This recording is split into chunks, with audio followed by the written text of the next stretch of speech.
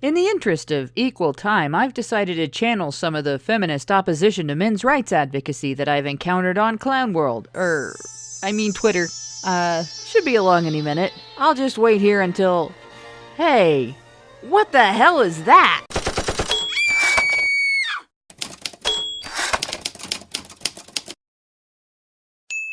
HBR Talk with Hannah Wallen. Men's rights? What? What's the matter with you guys? You claim to care about men, but what do you do for them? What have you ever even accomplished? You don't even really talk about men's issues. All you do is bash women. How dare you criticize feminism? Feminism is about equality. Feminists are not your enemy and they don't hate men, you evil, overprivileged, misogynistic pigs. It's feminists that get things done by publicly agitating for changes to law and policy. Also, feminism is not to blame for any of the feminist lobbied law and policy that discriminates against men, because the people who listened to them and did as they demanded were male legislators and CEOs, and the feminists who don't do anything disapprove of their actions. Don't point to times when politicians have introduced legislation based on and supported by feminist propaganda, like Joe Biden's citation of Mary Koss's research in support of the Violence Against Women Act. Only data from studies counts as evidence of the movement's influence. Direct evidence doesn't prove anything. Well, except when we're talking about equal pay. Then studies don't matter because feelings. It's misogyny to expect pay equality to rely on work equality. You just don't value women's choices. We need more women in every profession we consider prestigious or powerful, and it's okay to pressure girls to enter those professions even if they don't want to. Screw women's choices because equality. Don't you dare bring up jobs that are dirty, uncomfortable, difficult, labor-intensive, or high risk. We're certain there are thousands of girls begging for a chance to become sewer maintenance workers or power line repair technicians if men would only let them have those jobs. And how dare you call selective service a men's issue? Don't you know women are wrongfully excluded from the experience of being considered property of their federal government? Literally cannon fodder. Denied the chance to be forced into a tour of indentured military service at the risk of life and limb. Some feminist organization half-heartedly complained about it once, like 30 years ago, so it's a women's issue. Check your privilege, guys. Besides, if you really wanted to help men, you'd be talking about trans men and trans women in the military instead of talking about the draft. Also, bathrooms and air conditioning are sexist. Why aren't you talking about that? Why don't you advocate for gay men's rights? Don't point to anything you've said or done to prove that you actually do. What did I tell you about direct evidence? Why aren't you obsessively dividing your movement by skin color, national origin, gender identity, sexuality, disability, religious background, birth order, and shoe size like we do? You can't possibly advocate for men unless you have a special, separate discussion about the same issues for every different personal characteristic by which a guy's position in society might be classified. Oh, sure, you've mentioned rape victims, but have you ever had someone speak about left-handed and ambidextrous rape victims at one of your events? Obviously, you only care about the experiences of right-handed rape victims, you sinistrophobic bigots.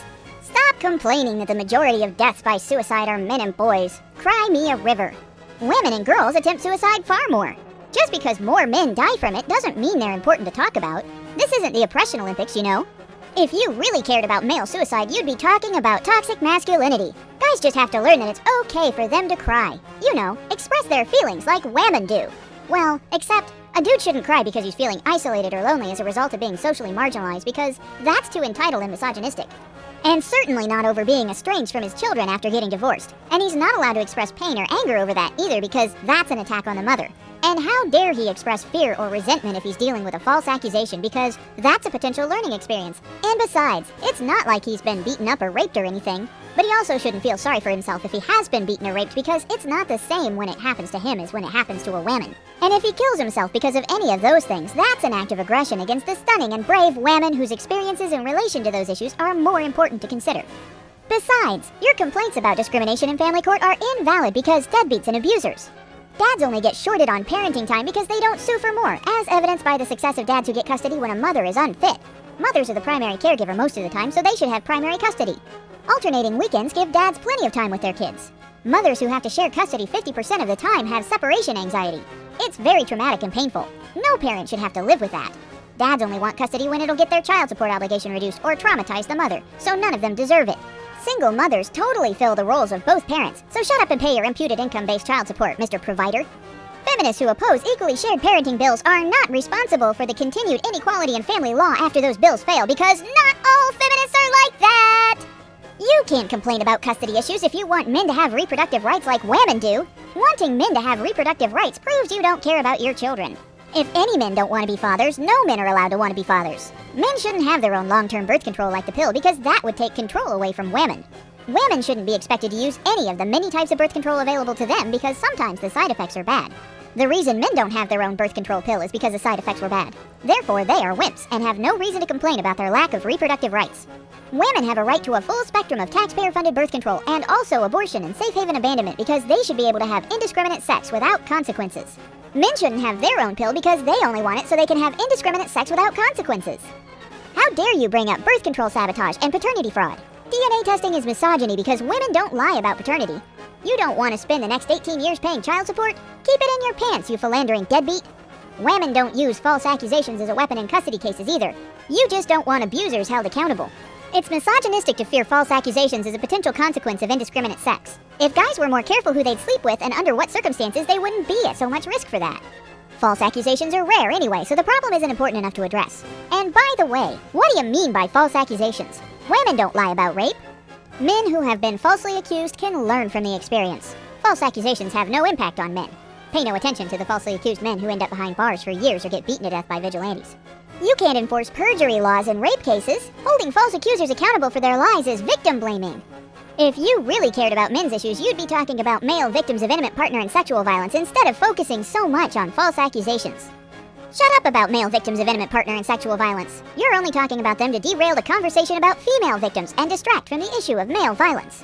Male victims of partner abuse aren't important because statistics from research designed to bury evidence of female perpetration proves they're rare.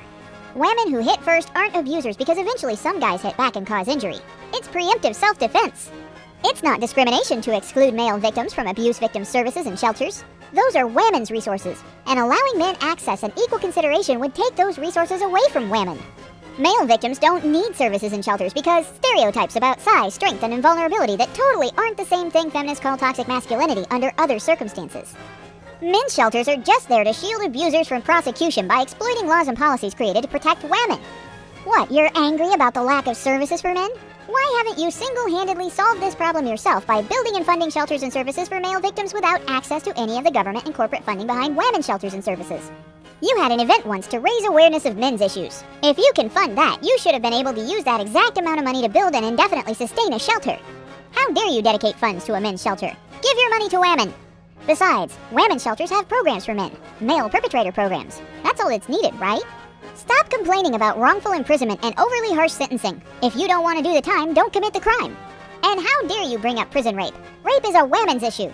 Besides, men raped in prison are raped by other men, so it's men's fault and therefore nothing has to be done about it. We should be focused on protecting female prisoners instead. Men can't even be raped by women. Rape means penetration of the victim, and women don't penetrate.